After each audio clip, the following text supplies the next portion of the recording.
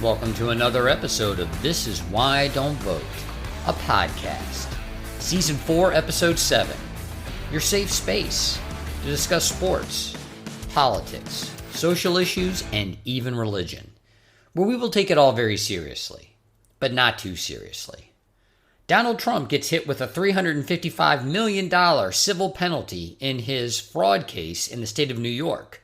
Regardless of what you think of the man, this is a terrible precedent, and it will open Pandora's box to a number of partisan prosecutions over the course of the next 10 to 20 years. My comments and reflections on the Super Bowl, Kyle Shanahan, is now Dan Reeves 2.0. For his sake and the sake of the 49ers, hopefully he can learn to trust himself and overcome the obstacles that he presents in his own way. And the death of college football as we know it, the new ESPN television rights deal with the college football playoff. Thank you, dear listeners. Thank you, loyal listeners. I do appreciate you. If you're new to the podcast, please like, subscribe, 5-star, thumbs up, write a review, send to friends and enemies far and wide.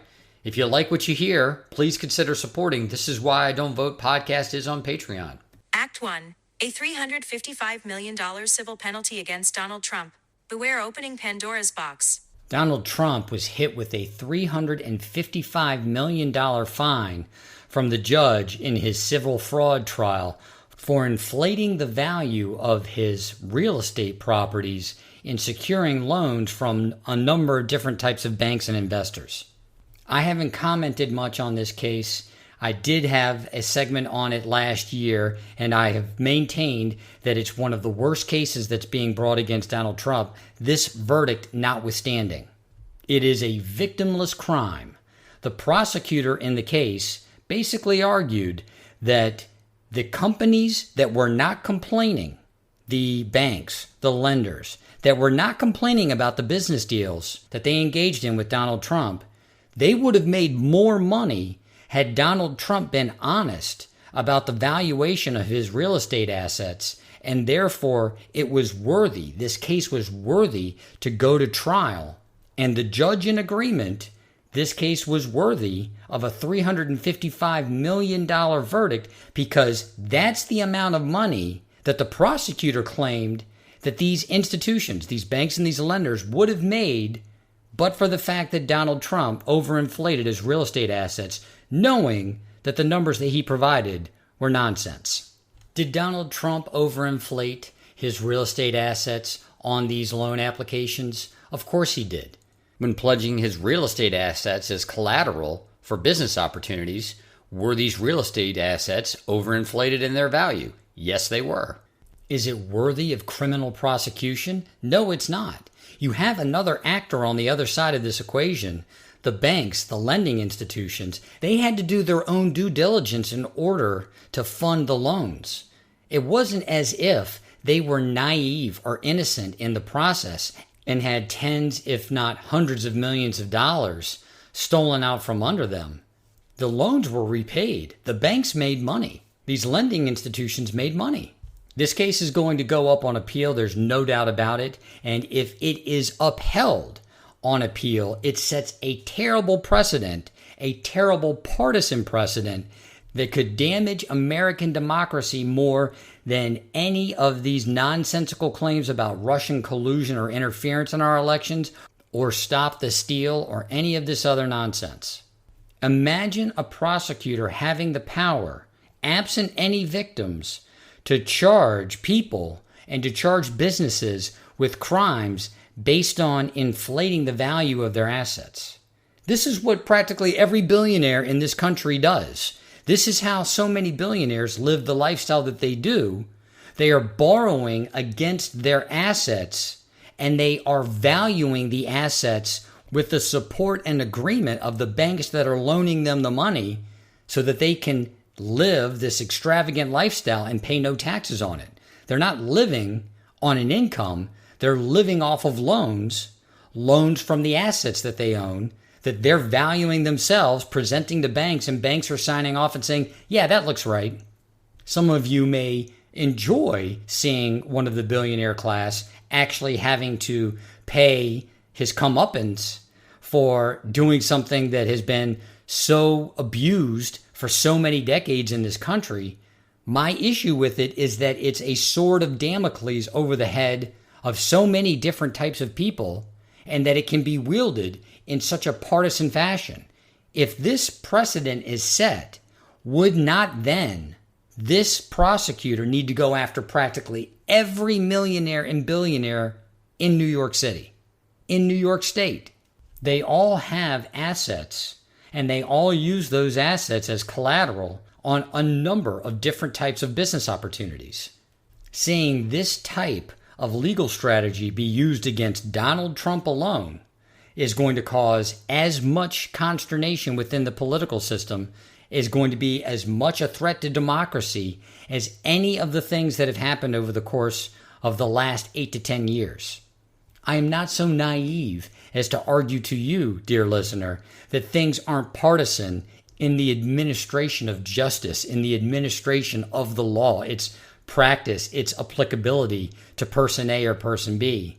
What I'm arguing to you is that if it's that partisan, if it's that blatant, if you have become, just like Donald Trump, brazen in your application of the law, you are inviting that Pandora's box to open, and that power is going to come out and is going to be wielded in ways that you could not possibly conceive. I will say no more on this matter than to say I am confident, I'm optimistic, I'm hopeful that when this case is heard on appeal, that saner, more rational minds will see it for what it is and understand that even if they don't like the appellant or what he stands for, this verdict and the theory that it is based on is not legally sound. It is not in New York City's best interest. It is not in New York State's best interest. And it is certainly not in the United States' best interest to set legal precedent on such shaky ground. Act 2 is Kyle Shanahan, Dan Reeves 2.0. The Super Bowl was last week, and all of the hot takes have been offered. It's a perfect time for me, after having several days to reflect on the game, to offer my comments, and they're pretty simple. Kyle Shanahan is Dan Reeves 2.0.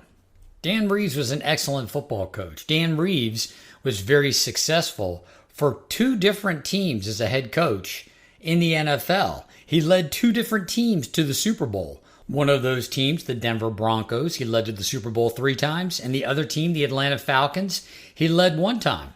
For as good as his teams were when they made it to the Super Bowl, they had a shocking capacity to shit the bed in the Super Bowl.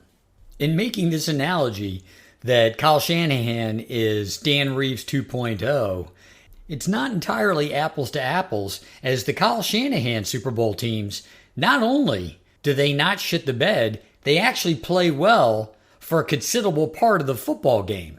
What's interesting about the Kyle Shanahan phenomenon, and in my personal opinion, this is much worse than Dan Reeves, you get your hopes up when you are a fan of a Kyle Shanahan coach team. And you believe at some point in the Super Bowl, you're going to be the Super Bowl champion. I offer it to you, dear listener. What's worse? To be down by 28 points at the end of the half, or to be up by 28 points, or 10 points as it were, to be up in these highly stressful, in these very tense games, only to lose in the end. I believe it's much harder to put your finger on why the Dan Reeves teams always failed to live up to expectations in the Super Bowl, why they were really never competitive in that final game. The Kyle Shanahan phenomenon is quite simple to explain. Kyle Shanahan is a very progressive offensive mind, and he doesn't trust himself. And how do I know he doesn't trust himself? Because in the biggest games of his career, he deviates completely. He stops doing what has made his team successful over the course of an entire football season and adopts a game plan that is not only predictable, is predictably unsuccessful. Kyle Shanahan was the offensive coordinator for the Atlanta Falcons in one of the most heartbreaking Super Bowl losses, the largest comeback in Super Bowl history, up at one point in the game by 24 points, and late in the game by a staggering 19 points. When your team has that type of collapse, it's not just the other team that you're playing that has contributed to such a lopsided ending. You have to contribute yourself to that collapse. And Kyle Shanahan, he has a methodology. He has a strategy, and it has now been proven. It's tried and true. All of these Kyle Shanahan teams, they can run the football. You watch the Atlanta Falcons in the year of our Lord, 2017. You watch any of the San Francisco teams. The biggest threat is not so much that they're going to throw down the field on you. It's that they're going to have a number of dynamic types of runs, and they've got a run-pass option that operates very effectively around the line of scrimmage. So whether it's a run or it's a pass, the formations all look the same, with the added wrinkle that there's a ton of movement. There's a ton of shifting. So you have a formation that's shifted around, and you think by the time that it's done, it looks like it's going to be a pass and it's a run. And you have the same thing happen the very next play. You have the very same formation. It looks like it's going to then be a run and it's a pass. Kyle Shanahan led teams routinely average in the top 3 to 5 in the NFL in rushing yards per game. The man must be an extremely effective communicator because he's gone to 2 different teams and has been able to communicate the way this offense works, particularly to the offensive line, such that they're able to block, create these running lanes, and he's been able to get wide receivers from 2 different teams to buy into what he's doing because wide receivers have to block downfield, and they do so very well. Run the ball, keep the other offense on the sideline, control the clock, wear down the defense, use identical formations to both throw and pass to keep the defense confused, create a flurry of motion prior to the snap of the football so that even to the extent that the defense might think that they know what the formation is, they can be confused just by having so many moving parts in front of them and trying to coordinate their defensive moving parts to be ready. This all adds up to quite a successful formula that has gotten Kyle Shanahan as an offensive coordinator with the Atlanta Falcons to the Super Bowl and twice now as a head coach with the San Francisco 49ers to the Super Bowl.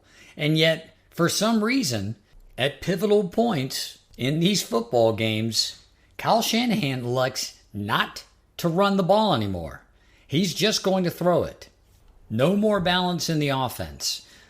Do you remember that episode of South Park where Cartman becomes one with his trapper keeper and they have the 2001 Space Odyssey spoof where Cartman is now HAL 9000? Kyle has to actually go inside of this trapper keeper morphed Cartman and disable the CPU. Cartman then confronts Kyle in that HAL 9000 voice. What are you doing, Kyle? That voice was literally going through my head as Kyle Shanahan refused to run the football in the third quarter of the Super Bowl. You know you've likely deviated from what works for you when the announcer on the actual broadcast of the game starts saying they should run the ball. I don't know why they're not running the ball. They need to run the ball. I don't know that Tony Romo had to be that prescient to figure out that San Francisco completely stopped doing what had made them successful up into the third quarter of that Super Bowl game. People are discussing the missed extra point. People are discussing whether or not San Francisco should have taken the ball in overtime, having won the coin toss, versus electing to kick off and to figure out exactly what they would need, whether it be a field goal or a touchdown based on Kansas City's opening overtime drive. I believe it all started at the end of the second quarter and the beginning of the third quarter. At the end of the second quarter, Kansas City has the ball. They're driving down for a score. They know they're going to get the ball at the beginning of the third quarter, so they're going to have 2 straight possessions. San Francisco's defense limits the Kansas City Chiefs to a field goal at the end of the second quarter. That's a win. That's a win when you're dealing with a Patrick Mahomes-led, Andy Reid conceived offense. You hold them to a field goal. Kansas City comes out at the beginning of the third quarter with the ball and does what? They turn it over. This is a momentum-changing, perhaps game-changing event in the Super Bowl. Kansas City gets the ball at the beginning of the third quarter, their second straight possession. They turn the ball over at midfield, no less. San Francisco has a chance to widen that lead, to eat up the clock, to perhaps psychologically demoralize the Kansas City Chiefs. And what do the San Francisco 49ers do? They come out and they run 3 straight pass plays. They lose yardage by taking a sack, and they eliminate their opportunity to even kick a field goal after a turnover in a very advantageous part of the field. Win for one Kansas City Chiefs. That is a victory. To throw an interception on your side of the 50-yard line in the Super Bowl and to have the other team go 3 and out, that's a victory. And that was the third quarter for the San Francisco 49ers. For some reason, Kyle Shanahan came out and married himself to throwing the football. It wasn't until the end of the third quarter that San Francisco began to run the ball and run the ball consistently. And that drive at the end of the third quarter, bleeding into the beginning of the fourth quarter, was the drive that San Francisco finally scored on and began to take back some of the momentum in the game. You can't throw away a quarter of a football game when there's only 4 of them. You can't throw away a turnover, particularly when that turnover is on your opponent's side of the field. These are the types of situations, these are the circumstances that Super Bowl winners, they take advantage of. Shanahan did it in the Super Bowl with the New England Patriots as offensive coordinator, and he's done it twice now as head coach of the San Francisco 49ers. He just gets away from the run. He gets away from his offense. He gets away from everything that's made him successful. Strangely, I don't see this being discussed in the landscape of Super Bowl analysis, in the sports punditry ecosystem. Kyle Shanahan clearly doesn't trust himself in these big moments that he would go out and run the type of offense that has led him to the point to get to the moment where he has to question what is he going to do. And that makes him just like us, right? That makes Kyle Shanahan just like us. In the biggest moment of our lives, do we trust ourselves to make the right decisions? And even beyond trusting ourselves, do we at least continue in the consistency in the things that we've done to lead us to the point that we are in these big moments, that we've actually reached the pinnacle? There's even a term of art for it, imposter syndrome. And many of us suffer from imposter syndrome when we get to a point in our career, in a relationship where we feel like, who the hell am I to be in this position? Who the hell am I to have this type of responsibility? It took Andy Reid, the opposing coach in that very Super Bowl, many a Super Bowl attempt in order to get his first ring as a head coach. Perhaps Kyle Shanahan has a steeper learning curve than his resume would indicate, given that he's had so much success so early on as a young head coach, as a young offensive coordinator. My hope is that Kyle Shanahan realizes the level of his own talent and can appreciate his hard work, his dedication being realized in success, and trust himself in the big moments such that he doesn't have the reputation now of having leads in 3 different Super Bowls of 10 points or more and ending up losing.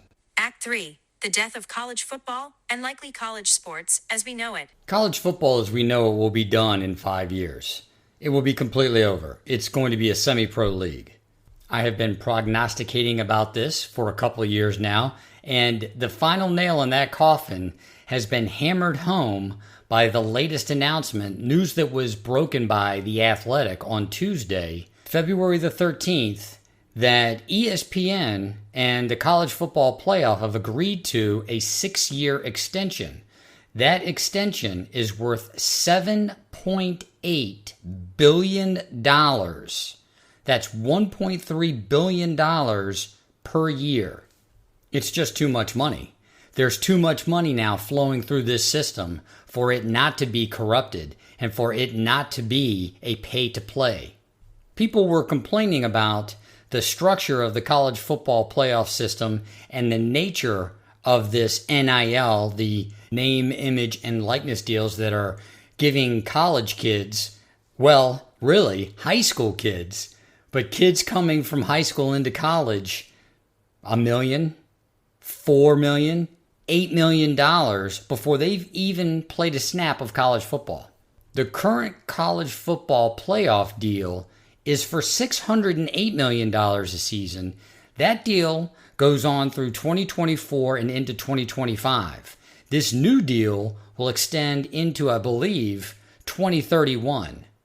So as bad as people have argued that it is right now, that we're in this Wild West phase of college football and of name, image, and likeness deals being given to these college athletes, these kids, ESPN just went out and upped the ante. They doubled the money, and they doubled the money per year. You can't sink $1 billion into anything and expect it to maintain its virtue.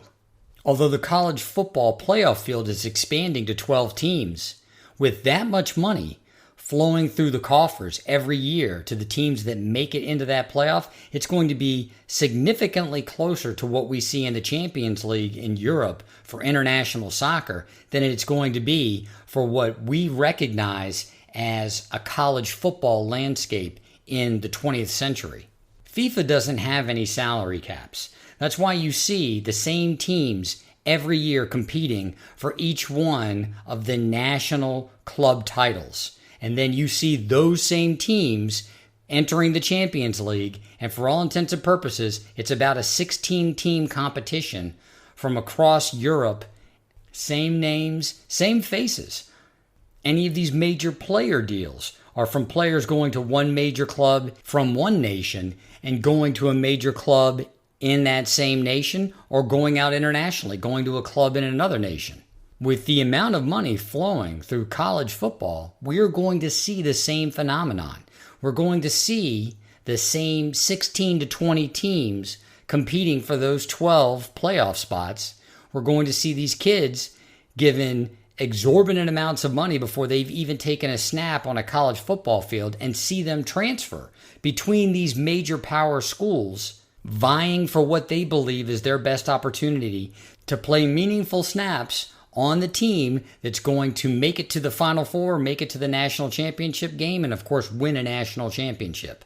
And what does it mean to win the national championship anymore in a system like this? With all these teams being semi-pro teams, I think you're going to see a number of college football players not go to the NFL with opportunities to play because they've made enough money. They've put their body through enough stress. And as a quick aside, what does this say about ESPN with all of the layoffs, the turmoil with the parent company Disney, the falling stock prices, to turn around and to more than double the money that they're paying for the college football playoff per year, thereby monopolizing the end of the college football season? It's a huge move. I'm interested to see how this type of investment affects ESPN's commitment to its other sports properties, such as the NFL and the NBA and the NHL. This may be indicative of a move by ESPN to focus more on the sports themselves, the properties themselves, versus all of the other ancillary things that they've been focused on for the past 10 years.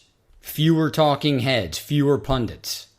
This kind of money, $1 billion a year, it's also going to hasten the destruction of not only these college conferences, very likely the NCAA itself. I hear this argument made numerous times in numerous quarters that the NCAA is just made up of its members, and those members are schools. That's the issue. In the minds of many of these athletic directors and these college presidents, these deans, these chancellors of bigger universities, it's not an issue, it's a problem.